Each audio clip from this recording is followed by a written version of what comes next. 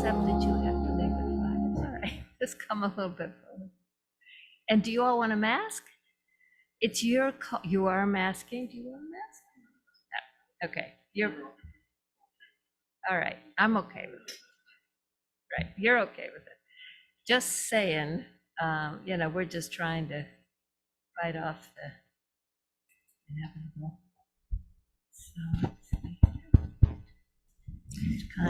So, welcome to Sister Judy and Brother Ken, and to all of you to today's program, Living Beyond Limitations, right?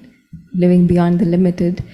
And this is a very, very interesting topic, especially when we talk about limitations and living beyond. I always somehow think of flying somehow and birds, and it took me back to my days in Singapore, when I was living in Singapore quite a while back, and they have a beautiful, bird museum or zoo, right? And of course, those birds have clipped wings and put in big cages or even open spaces sometimes, but with electric fences and those kind of things. And sometimes, just looking at them, I felt that birds who have experienced the beyond, the freedom of the sky, they will never be satisfied with, the limited comfort of the cage. The cage may be made up of even gold, but that is still limited. So, waiting eagerly to hear thoughts from Brother Ken, who is here all the way from Brazil. We'll know more about Brother Ken in a little while when Sister Judy will introduce her. And in this session, after the session, we will all have opportunity to ask some questions. So please feel free to ask your questions from Brother Ken. And little bit about Sister Judy. Sister Judy is a resident in Peace Village, and the way I see Sister Judy, she is, of course, professionally a media consultant, still does that, but she's a very good spiritual consultant also. She has been practicing Raj Yoga for more than 3 decades or so, right? Almost. Is that right? Yeah. So she is so approachable. She has a very caring attitude. She has a very good ear. She listens to everyone and gives her, advice, consult about how one can spiritually progress. So a very, very loving, caring resident, which we all love the company of. And we have the fortune of having her interview and be with us today and interview Brother Ken. So welcome, Sister Judy. Thank you, Over to Sister you. Kanu. So, Om Shanti, as we say. Good afternoon. We moved the date of this program, as you know, because Brother Ken got sick when he got here, but he's well now, and so we're really happy to have a chance to chat. I'm going to introduce him, but first I want to say to you, you don't need to wait till the end, because we're a small group, and so let's just have a conversation. I'm going to steer my questions to Ken, but I'm going to encourage you to jump in and just ask whatever, or comment or share your stories or whatever. So we are also online on Zoom and on Facebook Okay. too. So all right, just so so you know. hello, online, Zoom, Facebook, etc. Happy you're here. So as soon as Brother Ken opens his mouth, you will know he's not a native of Brazil. Although he's very fluent in Portuguese, he is from Australia. And some of you were here for Brother Charlie's program a few weeks ago. Those two have known each other since they were teenagers, right? Not exactly, almost, yeah.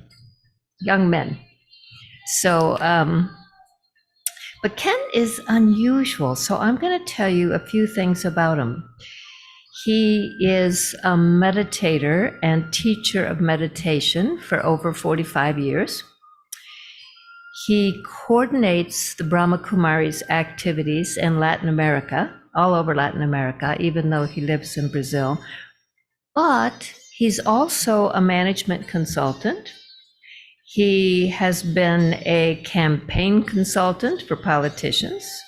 He's a whiz at making mind maps. He loves language and can tell you the Latin root of almost any word.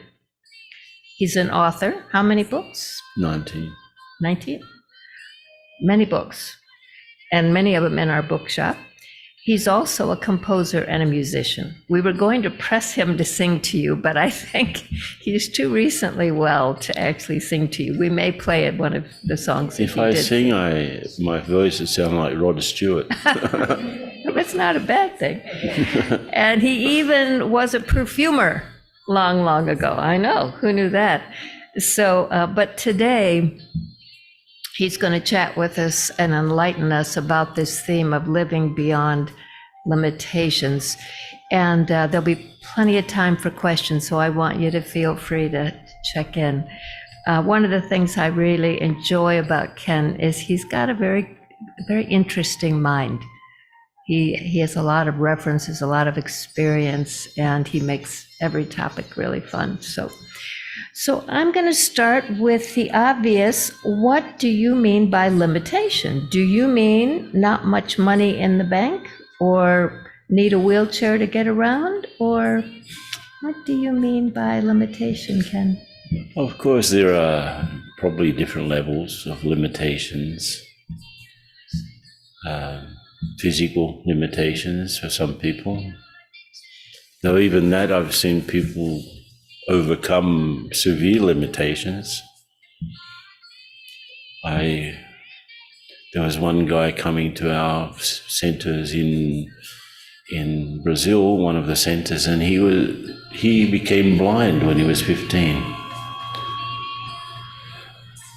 But, you'd probably have a permanent excuse to pick up on pity from people if you become blind after birth. But this guy didn't allow it to hold him back. He decided to go through university, end up becoming a PhD in education, blind. And then he was very much participating in our activities, and he became the state coordinator of activities for people who had some physical deficiency. So you see, even that probably stopped most people, but not always. So there's the physical side of limitations, and then there's the limitations that are the restrictions that are imposed by your birth, right? You're born in a certain family. Generally, because you're born in a certain family, that means you're born into a certain religion. Generally, it works like that. Not always, but you're born into a culture, you're born into a particular colored skin. And you may allow that, your social situation, you may allow that to really hold you back. And we can see that people do. But on the other side, we've seen examples of people that don't give in to that. They explore out, they break their barriers, and they become something different or something beyond what they could have been simply from their birth. You may know people like that. So there are limitations based on where and how you're born. Then there are limitations that we sort of pick up over our lives, the ones that we build into our belief systems. For example, we learn about ourselves, we learn about the possibilities of the world, and then we somehow define walls or define bridges for ourselves. Some people make situations into walls, and some of them make them into bridges for something greater. And so I can definitely see how that's worked in my case. You know, I never accepted. I never really got on with the Australian culture, to tell the truth. I was an odd person out. But I believe that I could do much more things than just would be just there because of my inheritance, my cultural inheritance or whatever. I believe that I could do much more than what was being offered. Pardon? And there's sometimes we get limited. I'm thinking about how many people in America, somewhere in elementary school, their music teacher tells them they have a bad voice and to mouth the words. Did anyone have that experience where your teacher said you don't have a very good voice, so you just mouth the words and don't sing? And the rest of their lives, right? You ask them to sing and no, I can't sing. I don't have a good voice. That kind of thing, right? Where someone passes an opinion and you accept that opinion. But there's another point of view, like if you had a good choir teacher, good choir teachers, if you're a part of a choir, they believe that everyone can sing. Right. So they will never say, no, don't. You'll fit in somewhere, you know, with your croaking along, you'll be able to fit in somewhere. You'll be Rod Stewart of your class, right? Yeah, you can be Rod Stewart. Well, let me just spin this another way. Pat was talking about taking the Raj Yoga course online and this notion that's proposed there about a different notion of the self, right? And so when we think about limitation, is there another angle on this having to do with different narratives, the physical narrative maybe and the spiritual narrative? Is that another way of thinking about it? If you ask who is the person that you most talk with, you'd have to say yourself, right? Who is the subject of your conversation more than any other? It'll have to be you, right? I'm talking to me about myself. In between things, right? Something happens and I'm talking to myself about what happened. Something's going to happen, I'm talking about myself, what's going to happen, how I'm going to react, and so on. So there are basically two narratives. And one of them is limiting because it's related to our surface consciousness. So, you know, the surface of ourselves, which is in contact with the world and has relationships, which we would call, you know, the ego self. Like, I'm so-and-so, I did this and that, and I went through this and I went through that. And I have these roles and I have this type of body and I have this problem with my knee. You know, all of those things sort of create a library of possible conversations that I have with myself when things go right, when things go wrong, when things look like they're okay and when they're not, when things are actually not okay and I think that they are. So I'm all the time talking to myself and reducing myself in a way to this ego me. I'm so-and-so, I have this and that, and I went through this and I went through that. Mm-hmm. There's a song in Brazil very popular. I'll try and translate it. It goes like this. I was born like this. I grew up like this. I will always be like this. My name is Gabriella. It's like a popular song. And of course, it's like a syndrome, right? I am this person, I can't change. My only references are between when I was born and now. So it's a physical notion of the self, is that it? Like a material notion of the self. Yeah, it's like the latest version of me. Mm-hmm. But in fact, at a deeper level, there is a bigger story than that. There is a bigger role than those roles. Because as we start to meditate, we learn one very important thing, that I'm the spiritual being going through this physical existence and not a physical being looking for a spiritual existence. I am the being in the machine, right? And so that being, that conscious energy, has a story much bigger than this particular body. And it's actually a story that's connected, at a physical level. I've got nothing to do with God, for example. It's something to do with the spiritual being, the other dimension, the higher dimension, the divine dimension has another story about me that I have to start to tell myself. I have to start to tell myself, wait a minute, I am the soul and I have a body. I am the soul and I'm the actor playing many roles through this body.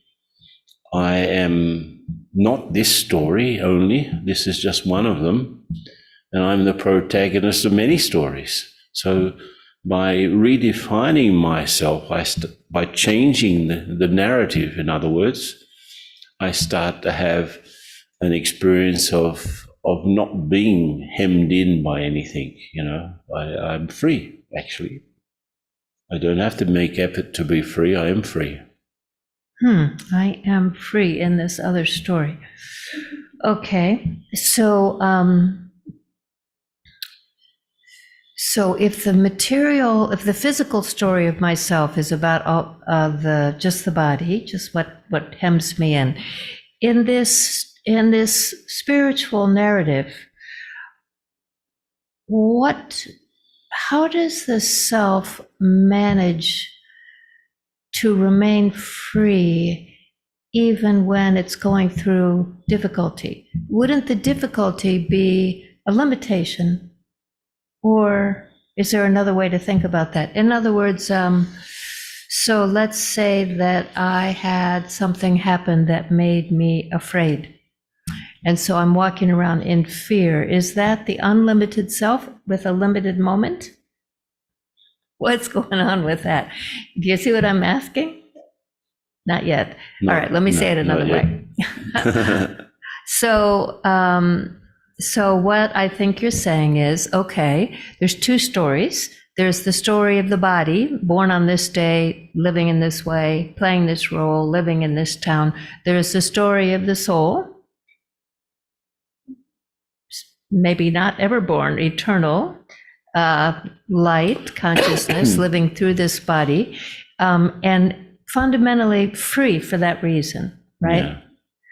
So then, if something happens to the body has to figure out, the person, the physical identity has to figure out what to do about that.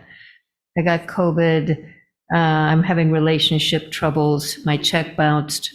But if I'm this soul and something happened, what does the soul do to face an obstacle like I had a scary thing happen? I had the great fortune to learn several languages. And in the Latin languages, they have two verbs to be, which is different from English. In English, you've only got one, Right. I am, you are, they are, right. He is. And there's no way you can get around that. Whereas in the Latin languages, they have two verbs to be. One will be related to the permanent state of something, and the other one would be used when you're talking about a temporary state. So it's actually ser, that's the permanent one. Estar is the temporary one. Mm-hmm. So I thought, this is interesting. They can understand and express something, they probably don't even realize it, Because when you ask someone how they are, you ask, ¿Cómo está? How are you now in this very moment? They never would ask you, how are you forever and ever? Right. It's the permanent, como você é. Mm-hmm. it doesn't work like that. So I started to see that I can live in two states in my mind, because I started to think in those languages. I don't think in English and translate everything all the time. It's too complicated. So I started to think in those languages, like Spanish or Portuguese especially. And so I started to see that, yes, I can shift between one state or the other. So I am here with a problem, then I would use the temporary verb. But as a soul, I am always okay, which is the permanent verb.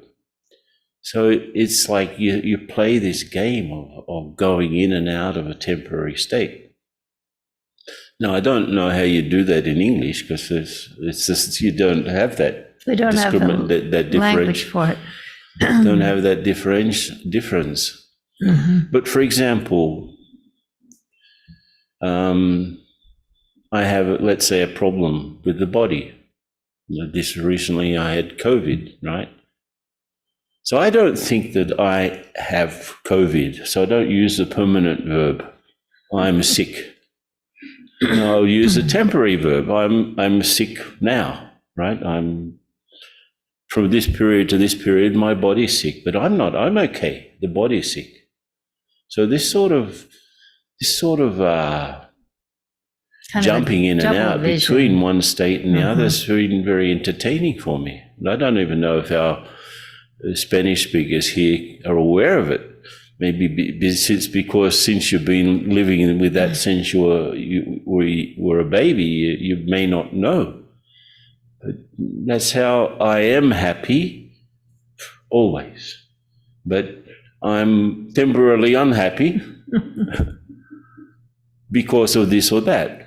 And so I can see the difference, and I can see that there are two stages. One is more permanent and subliminary, and the other is more as things happen from one more moment to the next. So I enjoy that game. Okay, so if the body has a bad moment, you skin your knee, so the body is not okay, and you would say, no estoy okay. I think I'm messing with Spanish pretty badly. But if skinning my knee brought me some kind of bigger sorrow, skinning my knee may be too small an example to get my point across here. Like it reminded me of my mortality, or it something like that. Does the soul itself become sad? Is it the state of the soul that's sad, or is it the state of is it the ser that's sad, or the estar that's sad? The estar is sad. The what? The estar is sad. The estar is sad because that's sorrow is not a permanent condition. It's like you could say that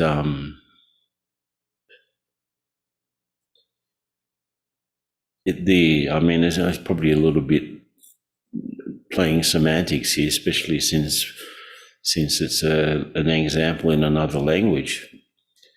But I can definitely separate myself, the soul, from something that's happening to the body. And it's quite interesting, right? I have had many sort of problems. Let's say we had in our retreat center, we had a bushfire a few years ago. And it was late at night, and since it's all mountainy, there's no way that fire brigades or anything could get up to where the fire was. So I had to get together some fellows from the community, and we went and started a fire to stop the fire. I have a bit of experience from Australia fighting fires. And so he started a front of about 200 yards where the fire was coming, was burning, almost getting to one of the buildings. And it was a dry period of the year, so everything was just going up very quickly. So you start a fire, and then you start to push that fire back. And the fire that's coming doesn't have anything to burn, so it stops, it burns itself out. Mm-hmm. That's the idea anyway. And we were doing pretty well, but it was dark, like 2 o'clock in the morning, you know. Mm-hmm. And so you actually with big branches in your hand, you're sort of brushing out the fire, you know, putting it out with the branches. Right. There's no water, so you set it afire, and then you put it out, and you push the flames forward towards the fire that's coming. Right. It's all very symbolic if you think about it. Right. And it was very dark and very awkward because it was on a slope. Suddenly I slip and I fall head first into the ashes that I just put out. Mm. And of course, I was already rugged up. You don't do that sort of thing with thin clothes on. You had a very thick sweater on. So very quickly, I know the ropes. I just rolled out of the flames, because if something had caught fire, it'll go out if you roll on it. That's the idea also. Right. But I suddenly just bashed my knee against a rock. And what actually did happen was I ruptured the meniscus on my knee. So the temporary you was really unhappy. So, yeah. So because it's a training that I have done, I slip into that mode. Oh, I have bashed my knee. Oh, my knee is hurting. Oh, let me call out for help. You know, it's like everything slows down. And I'm just thinking, oh, nothing really major happened. I didn't get burnt. Maybe my hand was a little bit burnt, but I just sort of checked around. Nothing was major. I've just bashed my knee. So the permanent you was okay. I was okay, and I was looking at this thing as a detached observer. You know, the knee has been hurt. And then, you know, they must have carried me out of there because I couldn't walk. And, well, everything was sorted out. I was more happy that we'd succeeded in stopping the fire getting to one of the houses than worried about how painful my knee was. So it's like you start to see things in a perspective. Kind of a double vision. When you don't have that possibility, you become your knee, right? I am this very painful knee. No, I'm the soul in this body, and the body has problem with the knee. So that's sort of training. Right. Okay. Got it. Now, so I want to go a step further. So does the permanent being, the soul, does that true self, so you said it's always happy. Is it that it's always happy, or it always has the possibility for happiness? That's it. Because I know that some things happen that make us take sorrow, right? We can lose someone important to us. We can get a difficult piece of news about something we cared about. We can hear all kinds of things in the news that, you know, can send us off. And we can become sad or worried or anxious, those states. What does and that's the self, the soul, that's kind of got a bigger worry. The body may be fine. I may be getting up, going to work, paying my bills, etc. But there is something, we probably would have called it an existential crisis at some point, right? Yeah. In the soul, I have taken some sorrow, and I then become kind of heavy. Can't be fixed by rolling in the ashes, can't be fixed by calling 911. What is the option? What do we do when the body may be fine and the paycheck may be fine and the job may be fine, but the soul is not fine, is carrying some kind of fear or worry or sorrow? What is the option that the soul has? What does it do? What do we do when we feel something deep inside of us has become upset? That's where meditation helps. Okay, so say more. And I'm going to tell a story that actually I became interested in all of these things because my mother she was doing an operation, and she had a near-death experience in the operation. This was even before any studies, any of these books came out. And I was only 15 at the time. And she has a rare blood, so she had to have a transfusion. They couldn't find blood. She has a Rh negative or something. And so they couldn't find her blood, so she went into a crisis and died for 4 minutes or 5 minutes. Now she comes back from that operation completely different from before she went into it. Something had happened. We didn't know, right? Myself and my brothers, sisters, something had happened to Mum, right? So what did happen was that when she was on the operating table and she left the body, and she actually described it like that, I was suddenly floating towards the ceiling, and I was looking back and I saw my body, and I was thinking, what?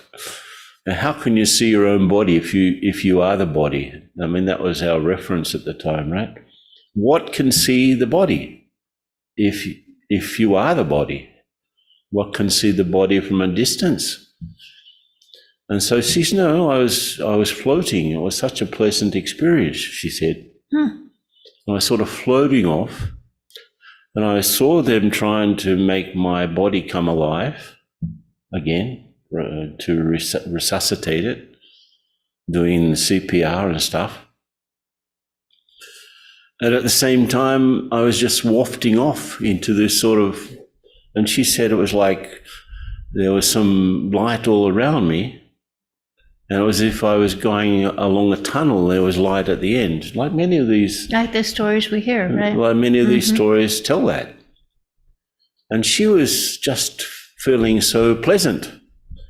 I said, but Mum, you died. I mean, what do you mean pleasant? No, it was hard for us to figure it out. But actually, she was just feeling great.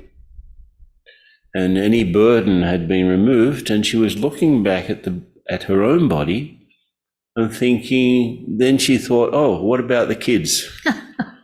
Better go home. Right. And then when she thought that, then, she That's came back into it. Right. And then, she got up, she woke up, but let me tell you, she in one go, she conquered the fear of death. What was the religion of her childhood? She was Anglican. Okay. Means Episcopalian, we call it here. Episcopalian, yeah. So did it change her beliefs? She wasn't a very religious person, but I would say very spiritual. She wasn't like interested in church and stuff. My dad was a little bit stronger on those things because he was a Catholic. But And after that, was she different? no, she became very, very detached from things. Huh. And when she actually did move on, there was absolutely no one crying at a funeral because She was at peace. everyone was remembering that whatever she is, she didn't die. Okay. You know? And we know, I mean, that's why I started to search. What is this thing that's out, that's not the body, Right. that can see the body? And Right. then later on, I came to have that experience. And I even had my own experiences, not of leaving the body and coming back to it, but a very deep experience of being the soul many times. And is that what, back to my question about sorrow in the soul, is it knowing the soul is permanent? Is it knowing the soul is energy and not the body? Is that what gives us hope or encouragement when we're feeling sad, that it won't be a permanent state of sadness? Is that the idea? That's the way I see it. You know, even if anything happens, I remember subsequently in that search for answers to this experience, I was working as a musician in London.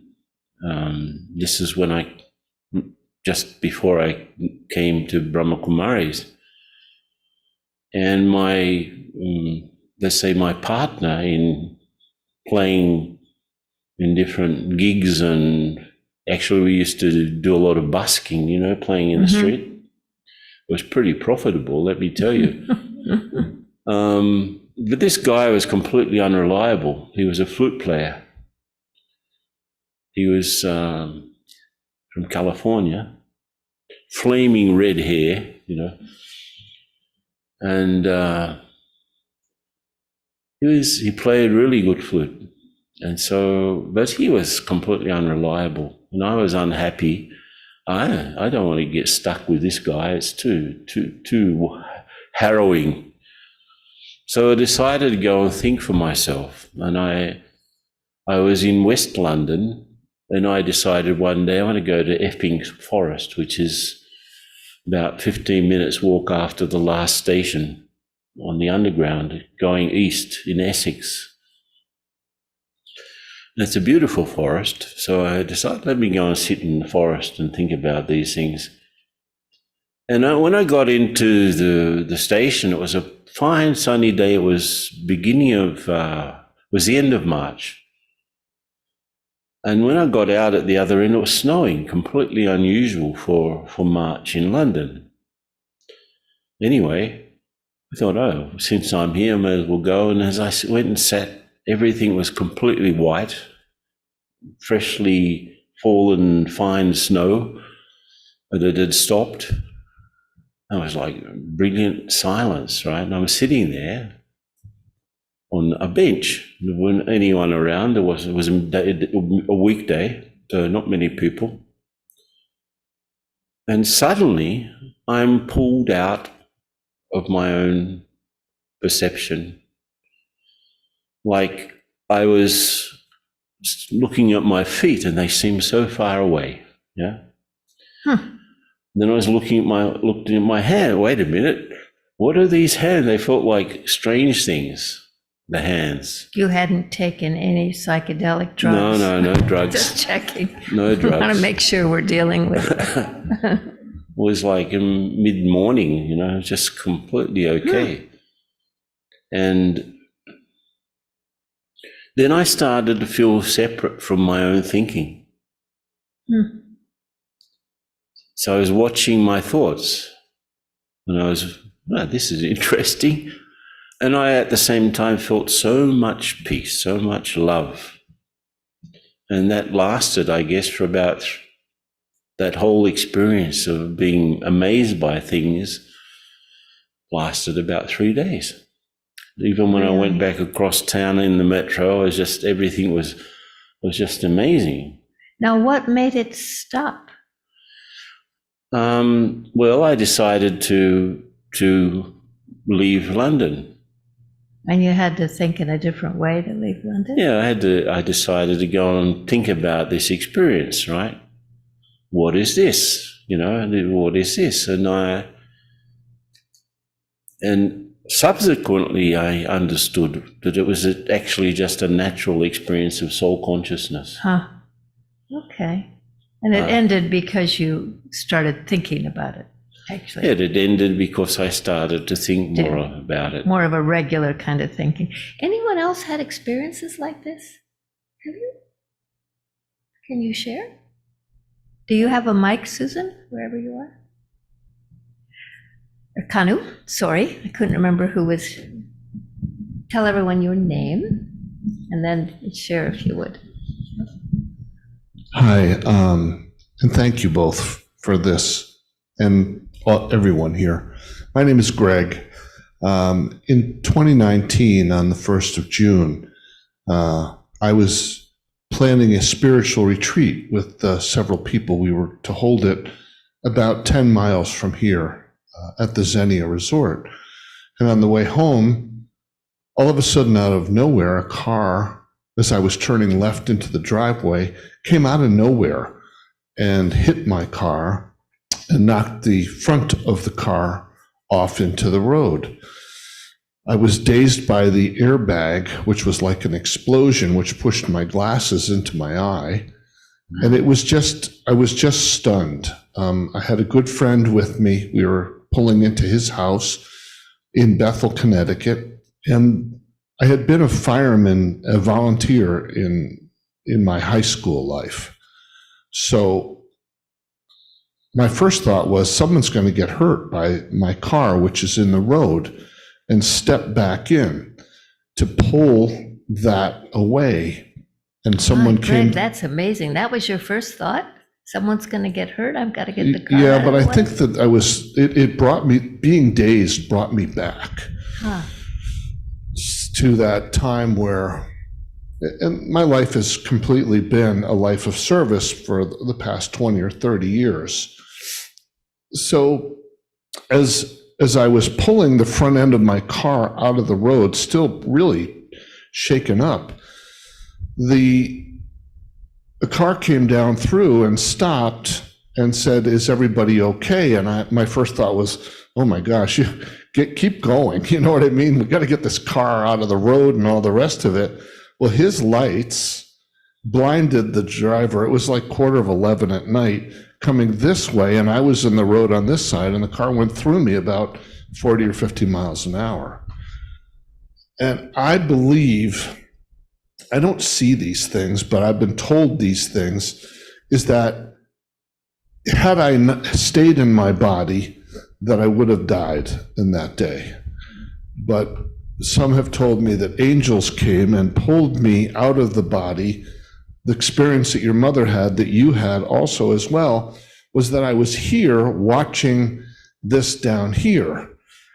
And I thought, oh, someone's really hurt. And what gave me also information or a similar experience here was the first thing I heard was someone say, "Does anyone know his name?"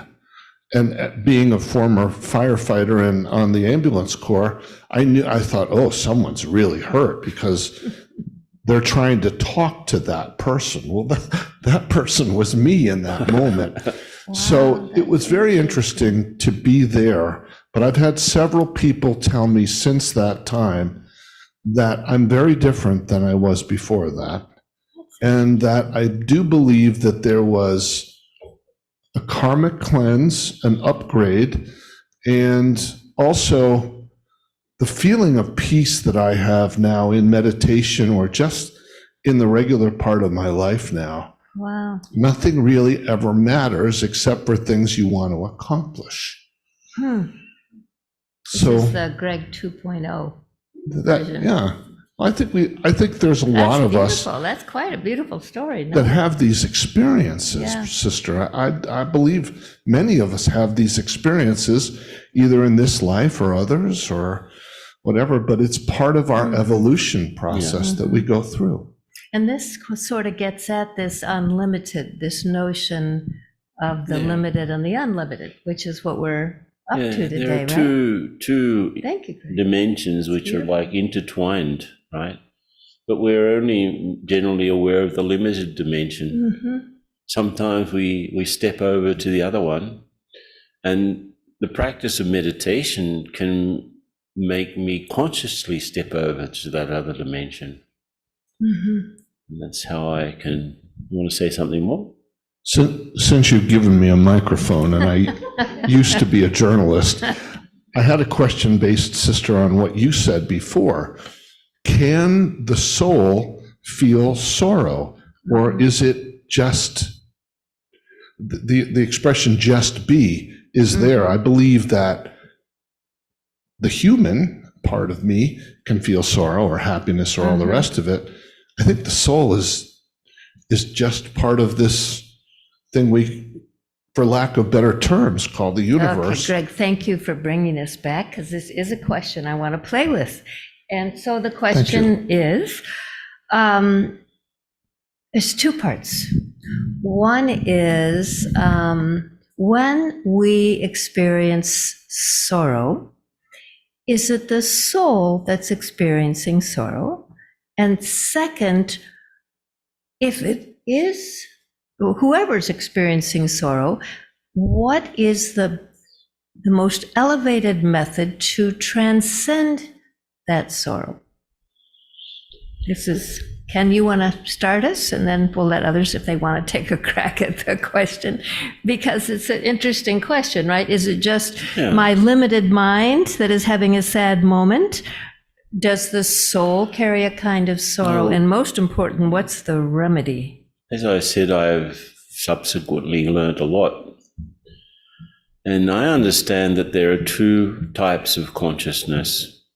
One is related to the body and everything connected with the physical identity, which is subject to all sorts of things, including sorrow. And the other is what we could call soul consciousness, which actually takes me beyond that if I want it. Okay. So I believe that I can only truly experience sorrow if I, as a thinking being, have become body conscious. That means I'm limited in my thinking and limited in my perspective, because the fear is related to the existence of that, or the subsistence of that, or the continuing of that. It could be, I'm afraid, and this is where fear really takes us down. It paints a picture of something which is very, very, let's say you're a painter and you paint a picture of a tiger, and then you become afraid of the tiger you paint. I believe fear is very much connected with the illusions that we have about the continuance of something, or the how precarious it is. You know, the inability to secure that. So we are afraid because we can't guarantee. But if I truly have the experience of the soul, which I can have through meditation, and that soul suddenly becomes beyond all of those considerations, it's not that I become part of the universe, because I continue being an individual, but those walls sort of dissolve. At least that's my experience. And in that dimension, of course, we place the Supreme One, God or Allah or Jehovah, whatever name we'd like to call, the Great Spirit, that one. There's he or she, you can even say about God. It's not really that God's a man, is part of that other dimension, where things suddenly, all of the boundaries dissolve. And I can definitely reach out for that, because What is suffering is the bodily identity that I've associated with too much, because it's been threatened, it's because it's been somebody didn't believe in me, or somebody didn't live up to my expectations. It's all related to the game that we've been playing. They didn't choose me for something. Yeah, they excluded they didn't consult me. They insulted me. I can take on board that, but to take on board the sorrow that comes from that sort of thing, I have to limit myself again. Does that sound right to you, Greg? So what Ken's proposing and Greg is agreeing with is that, yeah, we do feel sorrow, but when we're feeling sorrow, we have shrunk down to our limited self. That's it. I'm thinking of myself as a mortal, a human being. I can lose things. I have a short life, however long it is. Even if it's 100 years, it's not forever. Therefore, I could lose all kinds of things. Whereas if I'm in my unlimited self, if I'm aware of myself as this spiritual being, then the one that was looking down, listening, the one your mother experienced, the one you experienced in the park, this eternal being, then in that state, I experience what? Love? Peace? And I think freedom. Freedom. It's like there are so many things we tell ourselves about ourselves. I remember our dear beloved Daddy Janky, who was our spiritual leader for decades, and she passed on when she was 104, a remarkable woman that all of us know and love. But I remember she was celebrating her 90th birthday in Oxford. You probably were there. Mm-hmm. And she'd organised a sort of a get-together under a marquee in the garden. Big tent.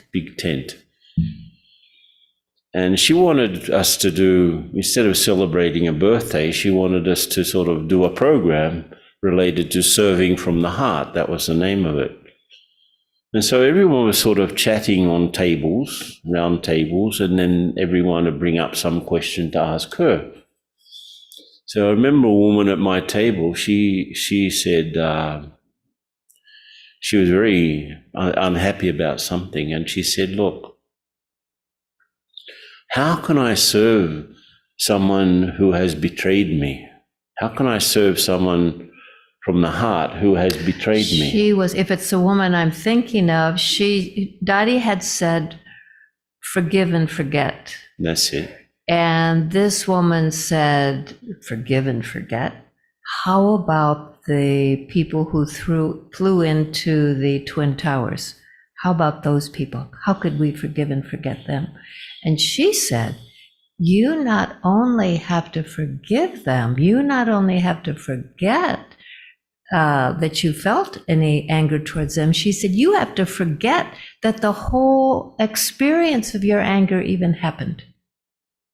Yeah, that wasn't the one, but that was what there was the one on my table. She was talking about a fellow who had betrayed her. Well, it's the same situation. Could have been actually. The same.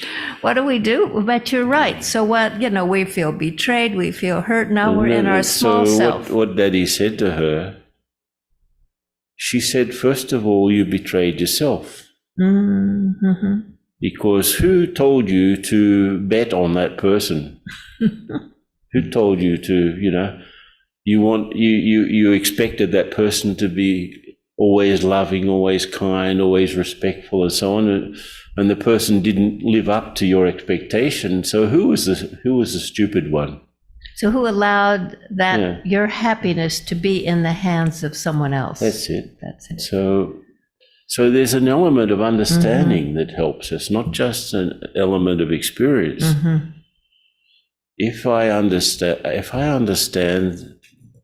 that on one side, I can actually live with less sorrow. If I understand things better, I don't need to take on sorrow in the first place. If I really understand things more deeply, And if it does come, I have this other escape. I can go beyond it by becoming soul conscious. So there's a two-pronged answer. I can understand things better from Like, a don't put my wider happiness in perspective. someone else's hands, like Yeah, that. like, Mm-hmm. I mean, if your horse doesn't win the race, what do you do with the ticket? What do you do with the betting ticket? Your horse didn't run, just tear it up, right? Right. So my horse didn't win. So why suffer because your horse didn't win? You know, that sort of thing. So if I understand a few of the dynamics of human interaction, I can definitely suffer less. And if after all of that suffering still comes, I can also become more unlimited and go beyond it. Okay, so now I have a question. You had a car accident, complicated one. Your mother had surgery, and then you had this serendipitous thing happen at the park. But if we wait around for serendipitous things in the park, or the, God help us, car accident is our only way to get there, that's not going to work. No. So how do we get to this state you're describing, absent some big event? Right? Can we control this, or do we have to No, just look, wait for it to happen? Well, then we definitely have to go deeper into the understanding of what yoga is. For us, God is not a question of belief, it's a reality. And that one is the most stable one in the universe. That's why everyone remembers. That's why people search. They want to go to this source and become peaceful, become loveful, become whatever. And that source actually does exist, and I can connect up. So if I just follow some basic steps of meditation practice, I can have an experience which sort of opens up all sorts of things for me. It's not a figment of my imagination. It's like, I'm here, I'm going through this physical existence, but I am a spiritual being, and my existence, that dimension exists apart from the physical one. So what is there in that dimension? Then I can explore it. I can, for us here, God is like a spiritual sun, rather than, like a, not a hot or a bright thing, but very subtle sun, like a source. So on the screen of my mind, I can remember, and meditation is much more about remembering than some complicated process. I just remember my spiritual nature, my spiritual existence, and I remember my connection with that one. How many remember a connection with God? Just somewhere you remember, even if you don't know what it looked like. How many just have a memory that this happened to you? Yeah, okay. So it's already in our past somewhere. It's something there is registered. And that's why people pray. What are they doing when they're trying to pray? They often close their eyes. They try to send themselves somewhere. Where is this place that they try to send themselves to? And is it the same place? Like, is the nirvana of the Buddhists the same place as the heaven of the Christians and the Muslims? Yeah, probably. So that by evoking that memory, we start to become more, foundational of ourselves. We go back to our own very foundation. And it's like, since I can get back to the foundation, I can start strengthening that. And that's basically what I've been doing ever since I started to meditate. Okay. So you've been doing that for 40 some odd years. What if someone is just starting, because we talked about this, right, Pat and I? You're interested, you believe there's a possibility that this is the case. You've got someone explaining to you about this little spark of light, right? Your forehead, behind your eyes. You're willing to try to experiment. How long does this take before you really have an experience where you can do the things you're talking about, which is, I'm feeling sad, and now I'm going to move myself into soul consciousness and be beyond it all? Is it something that happens pretty quick, or I don't take more think you time, can or? expect miracles. Okay. But if you persist, I would say, if you go about this in a consistent way, Mm-hmm. and every day you dedicate some time to doing this for, say,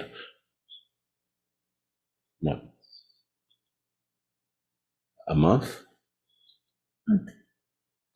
definitely you'll have some sort of encouragement to continue. You'll have some sort of a light. You don't have to become completely enlightened to have this understanding. Okay, so you begin to sense that there's progress. You begin to feel your mind It's more like stable, learning anything. more centered. Let's say you're learning to ride a bike. It's a bit clumsy in the beginning, but Mm-hmm. pretty soon you can get the basics of it. Mm-hmm. You may not be a fantastic bike rider, but Mm-hmm. at least you can move. Right, It's a bit like that, right. If you want to be a champion at anything, you got to do a bit more than just, you want to be a champion swimmer. It's a bit more than just splashing around in the pool. So there's really got to be some intentionality in the practice. That's it. So I've got another question, then I want to ask if others have questions here. So you are a monk. A what? You're a monk. You're a priest. What are you? Monk? Let's call you a Okay. monk. Whatever. But I don't you also. define myself as that, but others may call me All right, that. we'll call you a monk. But you also go into businesses and talk with them. You also consulted with the political campaign. You move back and forth between the secular world, the physical world of doing, and the spiritual life, right? Back and forth. So you are bilingual, right?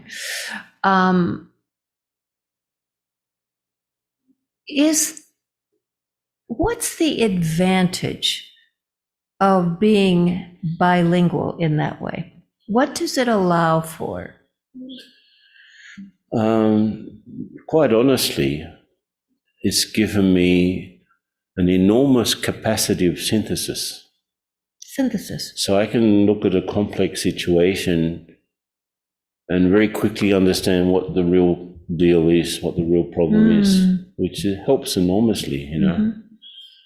There's a whole complex operation, and you can see which screw you need to tighten, or the 3 or 4 screws you need to tighten. You don't need to get caught up in the other details. I mean, that's been very useful.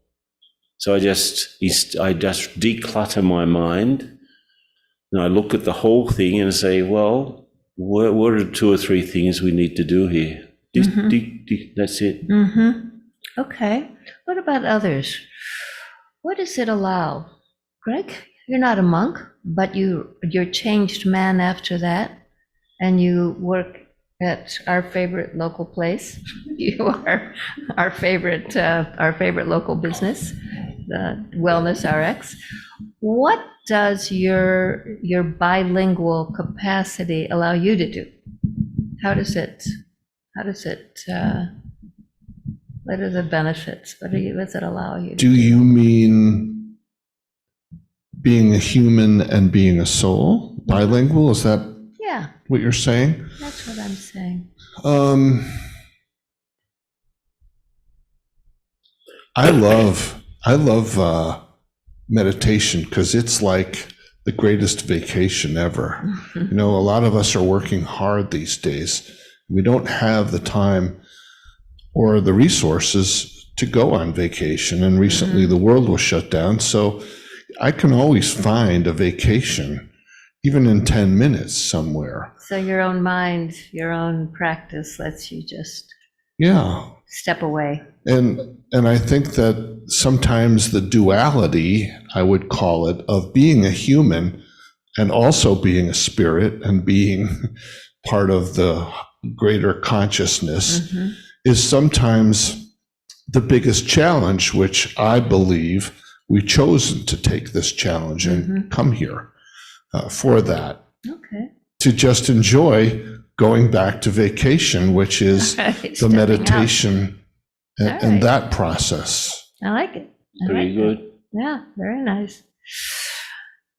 Others, the benefits of having being this able to move back and forth between what Ken was talking about as being kind of focused in your physical world versus being focused in your spiritual world.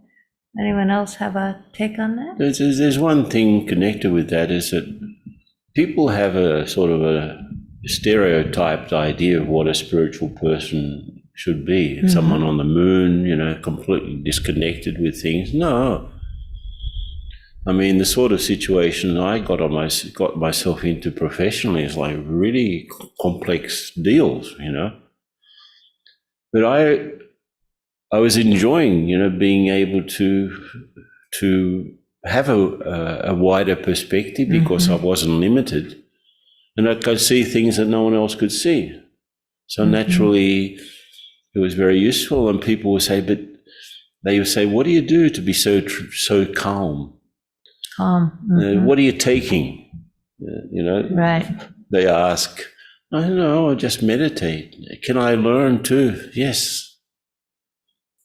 Right. So So calm, being able to step away, being able to see kind of the essence of a complicated thing. yeah. Yeah, good.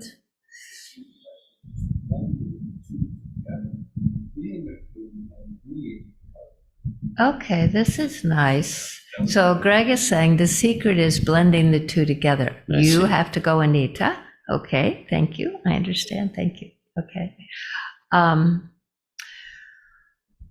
So that's an interesting thought, that it's not that I'm here and now I'm here and then I'm here again, but I'm in the physical, but I've got the consciousness of this more unlimited space. Yeah. Yeah, that's the best, right? Okay, beautiful. I wonder, Is it possible for some meditation? Because I we've been was talking going to about. Okay. propose that. Ken, do you want to lead a little meditation? Okay, sure. Is everyone good with doing a little meditating before we end? Yeah. Probably sounds good. Do you want music or silence? A little bit of Pardon? music? No, no music. Got the music of the fire. Silence. Got the music of the fire We'll do a little brigade. sirens in the background. Yeah, music of some sirens. All right, so we'll put a little music. I think Susan's in the sound booth, and then we'll do a little meditating together. Okay, so just everyone sit nicely.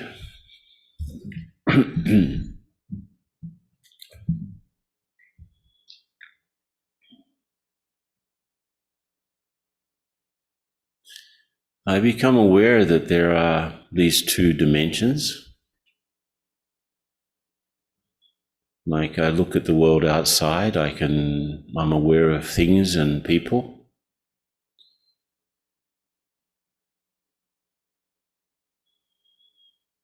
There's a physical world with colors and shapes and forms and sounds.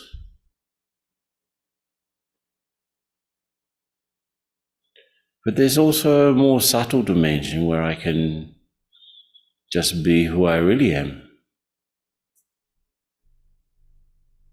I have this physical identity, I'm not going to deny it.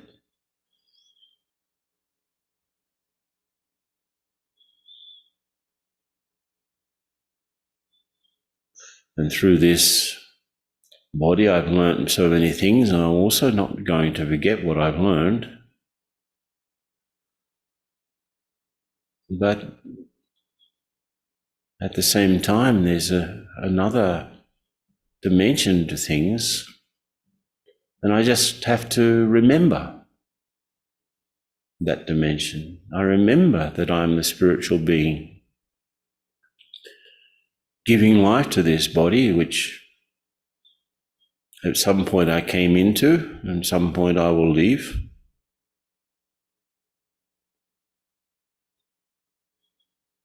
And I remember that at this particular moment, just observing things around me, I start to become very calm.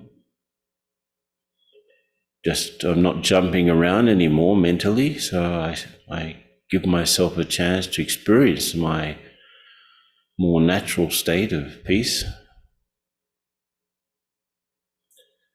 I'm not having any desires at this moment for anything, so I feel fairly content.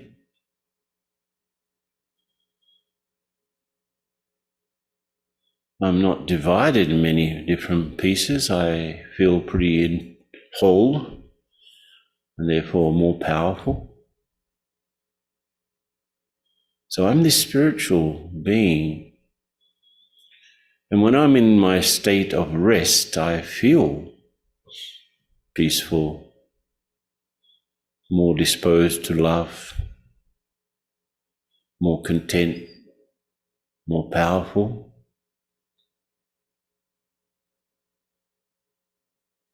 And in this moment, I remember my connection with the Source,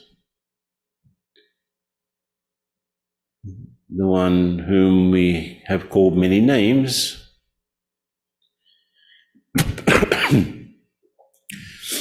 but I see on the screen of my mind, I can visualize this sort of spiritual sun, this source of gentle spiritual power. And I reconnect with the Source. I remember this connection. Actually, more than a connection, a relationship. This one is the mother, the father, the friend, the teacher of human beings, of human souls.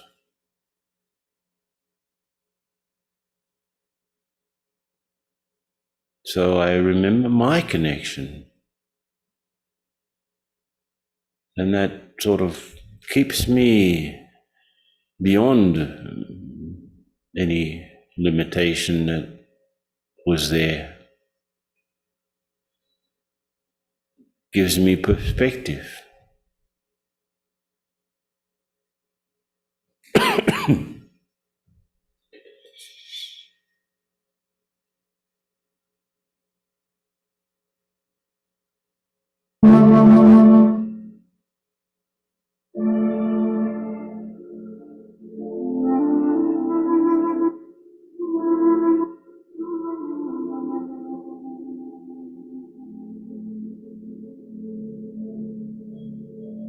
So I'm aware of these two dimensions, one physical, one quite limited, stuck in time in a way, stuck in the present. And this other dimension which doesn't really confine itself just to the present.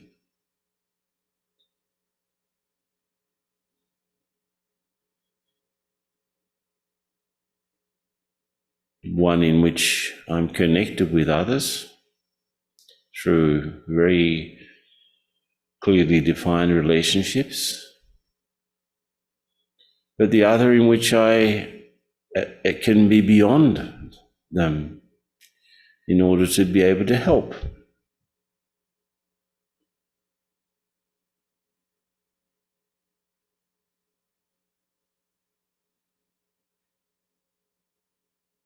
So I can see both things at the same time.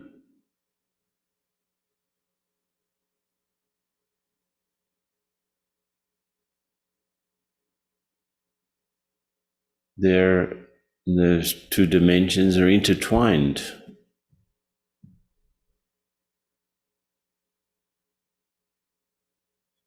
So I'm the spiritual being, I'm the child of God.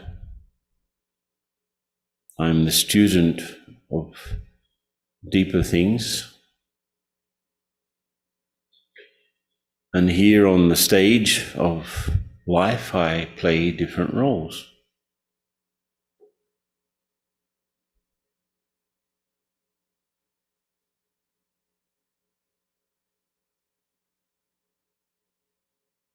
I'm the soul, I have a body. I'm the actor, I have the roles. And I've been through many things, including this story, the present story. So let me just enjoy straddling both dimensions.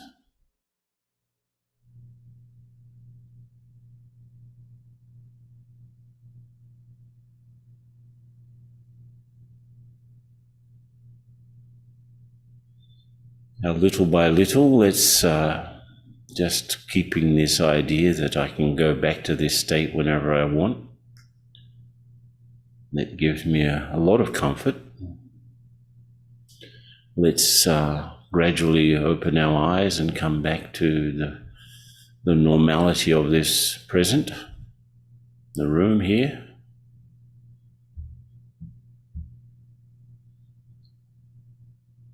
And this is what we call Om Shanti. I am peace. So thank you, Ken. It was fun to chat with you all today. It's nice on a Sunday afternoon to just talk a little bit about these things. So, Saturday afternoon. Feels like Sunday. Yes. Doesn't it have that Sunday vibe? But no, it's Saturday, you're right. We have the whole half a weekend left. So thank you for taking us to the other dimension, the unlimited dimension, in this short meditation, and also through the talk. Your experiences were so rich. So thank you for that sharing. And we just have a little bit of Toli and blessing. I think most of you have been here before, so we have a vegan option too. Vegan option. Yeah, if anybody is vegan. And just a few announcements from our side about our programs, upcoming programs. So tomorrow is third Sunday of the month, and we have a World Meditation Hour every third Sunday of the month. It is an online event. It also has a talk before. So 5:30 to 6:30 p.m. is a talk on forgiveness, a fresh look on forgiveness, and followed by a World Meditation Hour, 6:30 to 7:30 p.m. And we also have started a Raj Yoga meditation course online or in person. You could come in person if anybody's interested today. But of course, just one lesson is over, so most welcome to join tomorrow if you're interested. Next weekend, next Sunday, we have an open house where we will have whole lot of fun activities. So of course a spiritual talk and some meditation, but also some walk in self-awareness, and also art of movement, right? So something creative we are trying to do next Sunday between 2:30 to 5 p.m. And we are open for retreats also now.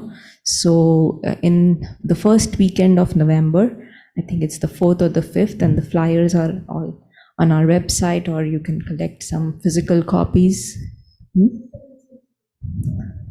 Oh, sorry, it is the 17th to the 20th of November. And then there is another one, so the 17th to 20th of December is intensive. November. 17th to 20th of November is Ancient Raj Yoga Intensive retreat in person, Friday to Sunday. And then in November, we have sorry, in December we have the Path of Love, a retreat on Path of Love.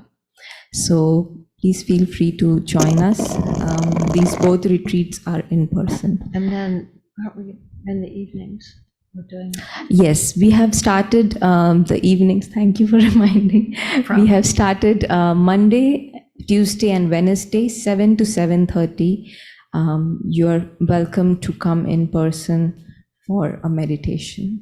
This is just silence. We sit in the classroom, that smaller room, for half hour, and the lights are low. We sit together in silence. So it's not a program. It's just being together. So, yeah.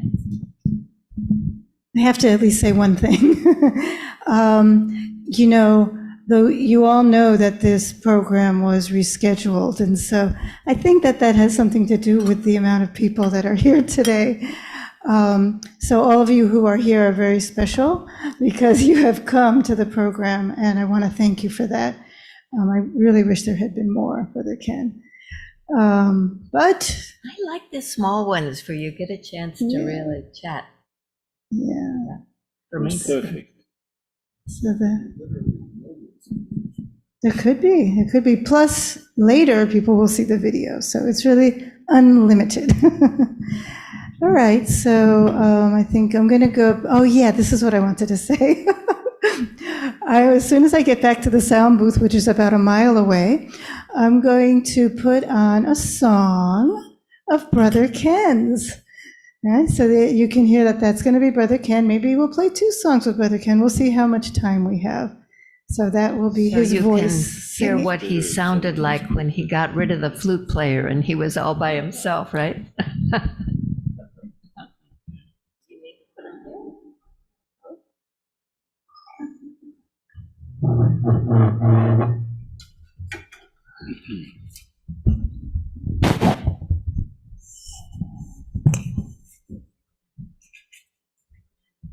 I can lip sync.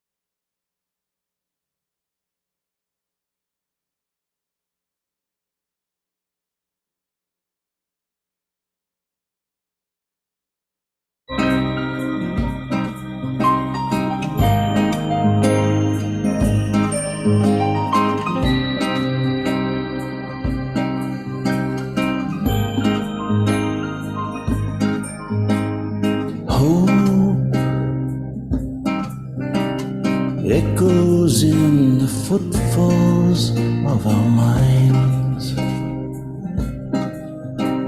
together to make a better place to live. Love etched upon our feelings once again, as we ride the rays of giving to the change. Let it shine through our eyes, let it burn in our hearts, let it bring a new day, let it show us our parts, let it be anything that can make us as one. But you can't put your name on the sun, on the sun.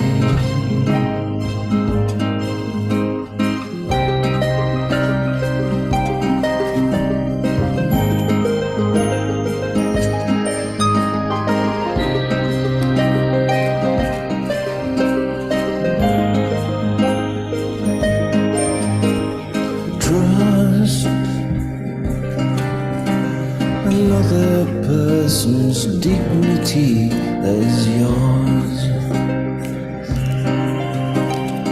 Buoyed upon good wishes to improve. Give like petals joined together in a flower. Like flowers reaching upwards to the light. Let it shine through our eyes. Let it burn in our hearts. Let it bring a new day. Let it show us our parts. Let it be anything that can make us as one.